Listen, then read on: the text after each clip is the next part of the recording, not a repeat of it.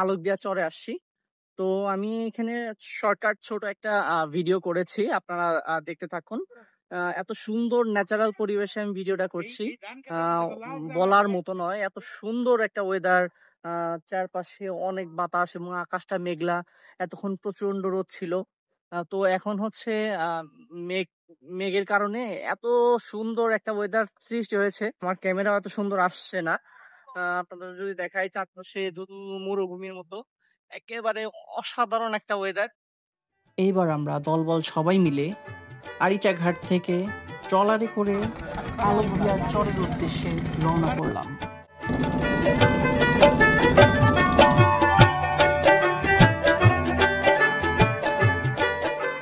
এই আলোকদিয়ার একমাত্র পরিবহন ঘোড়ার গাড়ি, সেটি আমাদের জন্য অপেক্ষায় ছিল। সেই প্রধান পরিবহন ঘোড়ার গাড়িতে আমরা সবাই উঠে বসলাম। উদ্দেশ্য আলোকদিয়া চরের হাট।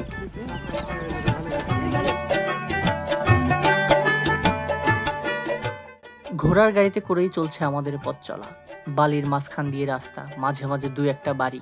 এই অকৃত্রিম দৃশ্যগুলো একটু ক্যামেরা বন্দি করে নিচ্ছি।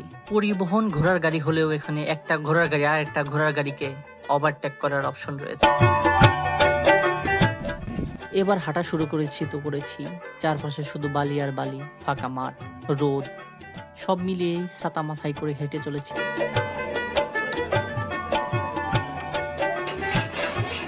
অনেক দূর হাঁটতে হাঁটতে আমরা আলোকদিয়ার বাজারে এসে পৌঁছেছি। ঢুকেই দেখলাম কামারেরা তাদের পণ্য বানাতে ব্যস্ত।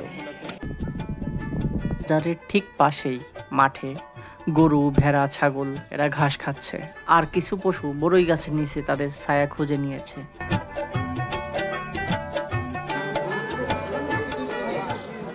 বাজারে ঢুকেই গরমের উপশম হিসেবে একটি ঠান্ডা দই খেয়ে নিলাম। আলোকদিয়ার এই হাটটি সবেমাত্র বসেছে। এই হাট থেকে প্রয়োজন অনুযায়ী সবাই তাদের জিনিসপত্র ক্রয় করছে। এই যে খাবারগুলো দেখতে পাচ্ছেন, এগুলো গ্রামের হাটের মুখরোচক খাবার। এইখানে পাওয়া যায় পেঁয়াজু, জিলাপি, কটকটি এবং বাদাম টানা। এই হাটের আরেকটি জমজমাট ব্যবসা হচ্ছে পান সুপারি। দুপুর গড়িয়ে বিকেল হয়ে গেছে, এবার আমাদের দুপুরের খাবার খাওয়ার পালা। আমরা যেই বাড়িতে দুপুরের খাবার খেতে যাব, এটা আগে থেকেই জেনে এই বাড়ির দুইজন ছোট সদস্য আমাদের অপেক্ষায় ছিল।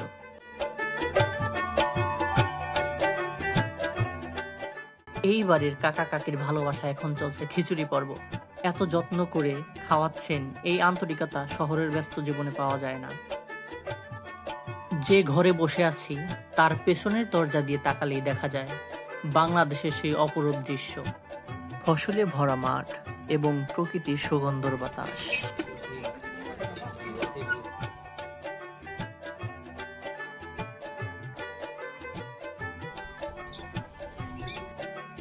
আলোকদিয়ার এই চরে আসলে আপনি বাতাস, গরম দুটোই উপলব্ধি করতে পারবেন, সাথে নদীর গভীরভাবে বয়ে চলা।